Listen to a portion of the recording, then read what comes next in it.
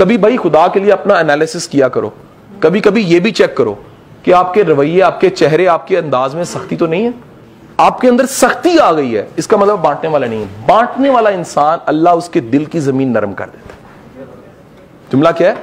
بانٹنے والے انسان کے پاس کیونکہ شفقت ہوتی ہے نا, وہ نرمی کی شکل اختیار کر جاتی ہے. میرے ایک بڑا قریبی دوست ہے, بچپن کا دوست ہے, اچھی عبادت کرتا ہے, نیکی کی بات کرتا ہے, بانٹتا نہیں ہے.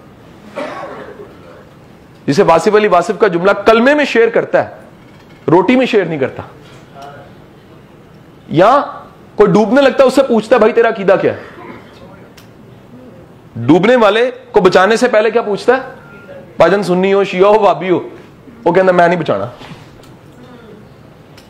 جو اس مزاج کا شخص سے خوش نہیں ہو سکتا.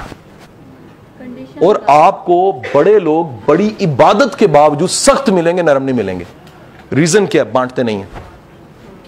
عبادت گداز کے لیے ہوتی ہے, عبادت گوڈی ہوتی ہے, بندگی قائم کرنے کی گوڈی, کہ میں بندہ رہوں وہ میرا رب رہے. تو اگر نرمی نہیں آ رہی, گیونگ نہیں ہے.